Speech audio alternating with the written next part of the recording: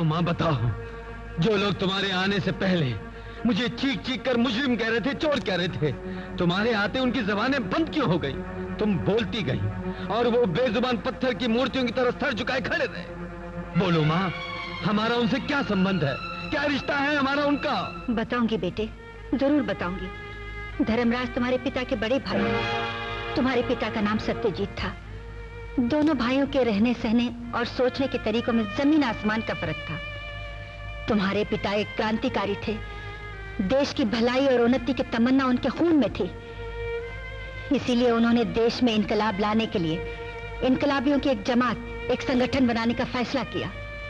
और एक दिन बेरहम समाज के जालिम ठेकेदार जो रोटी के लिए वो फरियाद करते हुए गरीबों की आवाज को अपनी दौलत के झनकार से दबा रहे हैं, जो अपनी दौलत के पत्थर से इंसानी दिलों के शीशों को चकनाचूर कर रहे हैं, जो एकता मिटाकर हर दिल में हिंदू मुस्लिम सिख ईसाई का फर्क पैदा कर रहे हैं, ऐसे समाज को और ऐसे जालिम ठेकेदारों को हमें खत्म करना है और एक नए समाज की बुनियाद रखनी है, जिस समाज में ना कोई जालिम होगा, ना कोई मजलूम, ना कोई आका, ना कोई गुलाम।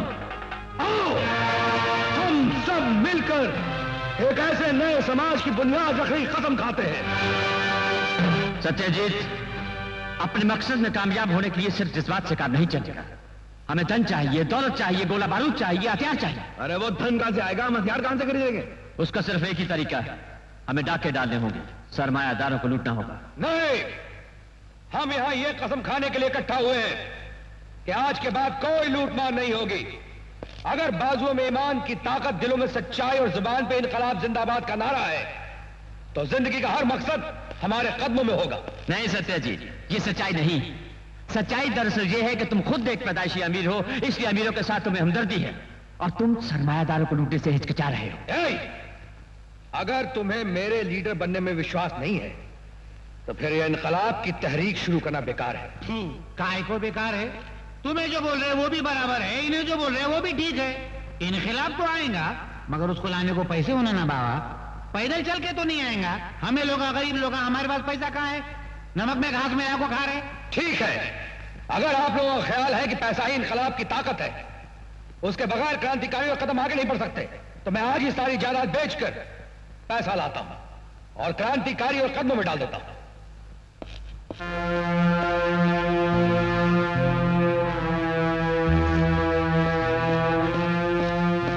सत्यजीत, ये पैसा कहां ले जा रहे हो?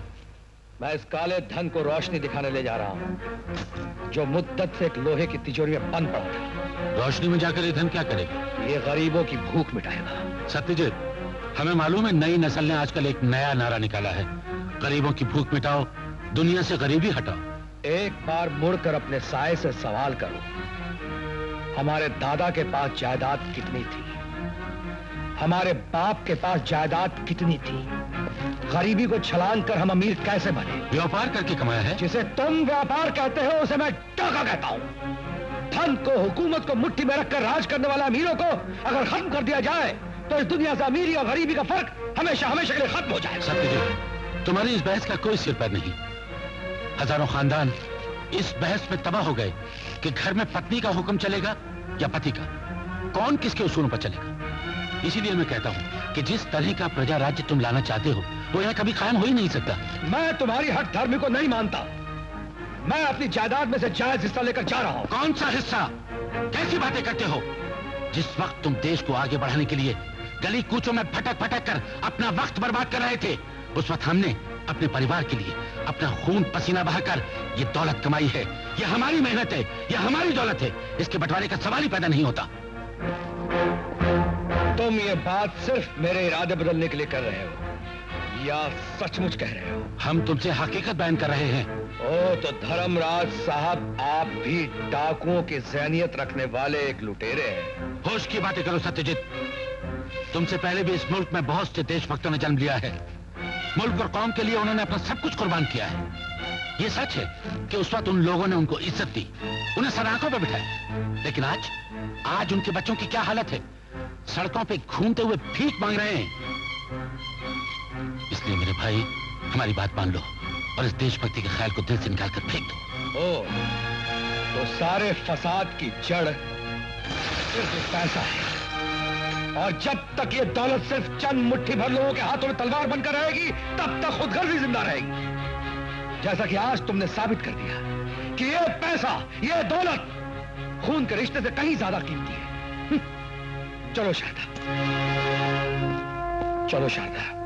सत्यजीत, गुस्सा मत करो, अपने भाई को समझने की कोशिश करो। ये घर छोड़कर मत जाओ भैया।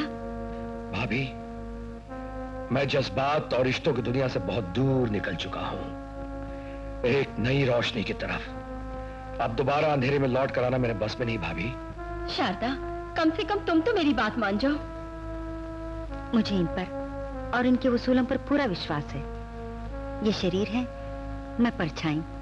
जहां शरीर जाएगा, परछाई को उसके साथ जाना ही पड़ेगा। आओ शारदा, चलो।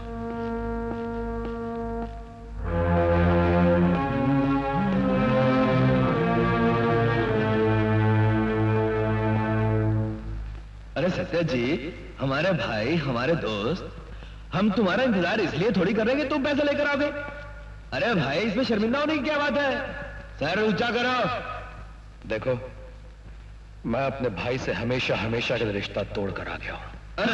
तुमने अपने भाई के साथ रिश्ता नहीं तोड़ा है मेरे दोस्त, बल्कि तुमने सरमायादारों के साथ रिश्ता तोड़ा है। अमीरों से संबंध तोड़कर तुमने हम गरीबों के बाजुओं की ताकत को बढ़ाया है। तुम्हारी इस कुर्बानी पर हम तुम्हें सलाम करते हैं। बोलो, कामरेड सत्या जी! कामरेड सत्या जी!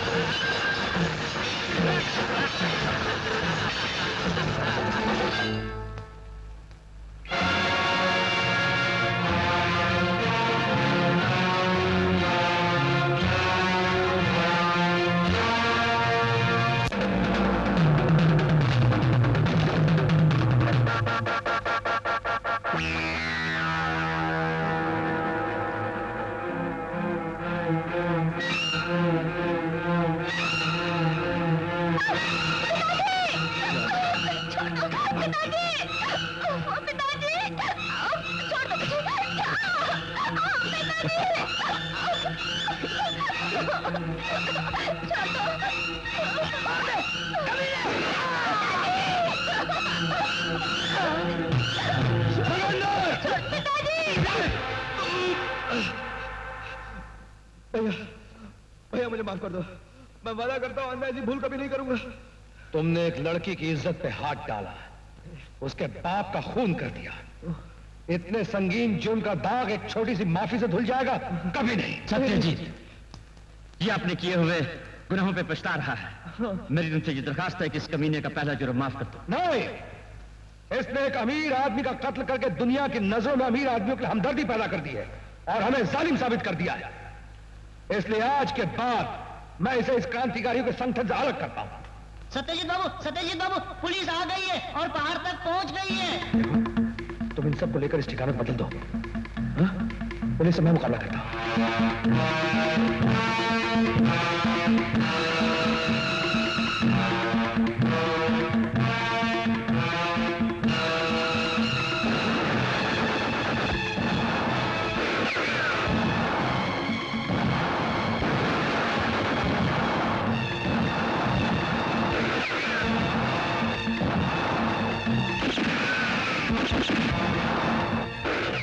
इसी वक्त तो बेहतरीन मौका है, पुलिस उसका पीछा कर रही है। उन्हें जितना माल देश की उन्नति के लिए जमा करके रखा, हमें सारा अपनी जेब की उन्नति के लिए लेको भाग जाते। चलो चलो। क्या माला है?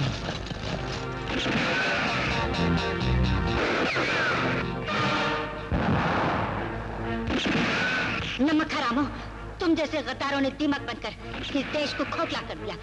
तुम जैसे ही धोखेबाजों ने शहीदों के खून से पैदा होने वाले हर इंकलाब को नाकाम कर दिया। लेकिन इस बार ऐसा नहीं होगा। मैं तुम लोगों का खून कर दूंगी।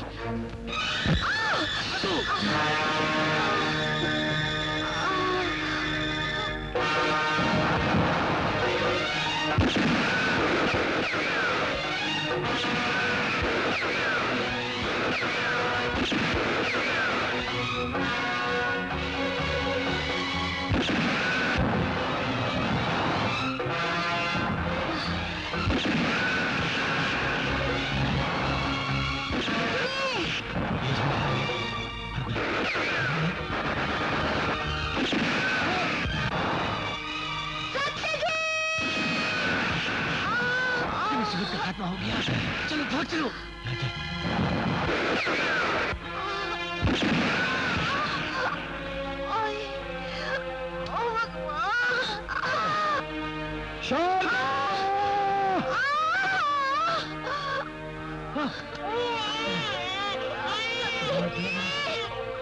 शारदा, शारदा, शारदा, शारदा,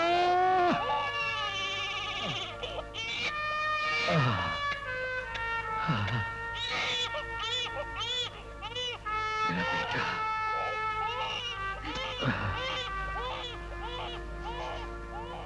शारदा, शारदा, तुम बोलती क्यों नहीं? शारदा, शारदा, तुम बोलती क्यों नहीं?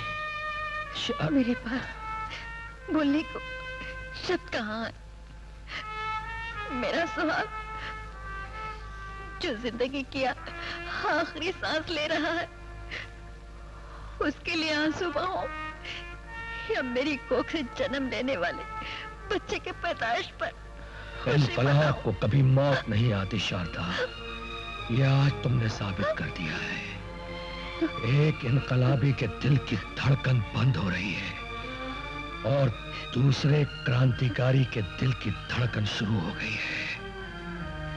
मैं आज मौत के आगे हार गया शारदा, लेकिन मेरे नियम, मेरे सिद्धांत नहीं हारे।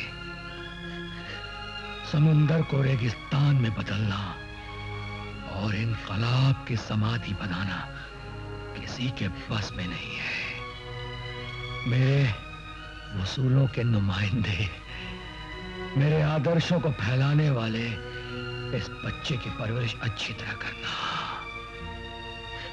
किसी के आगे हाथ मत फैलाना, चाहे कितनी भी तकलीफें आए, चाहे कितनी भी मुसीबतें आए। इस फूल को परवान चढ़ाना। इनकलाब जिंदाबाद।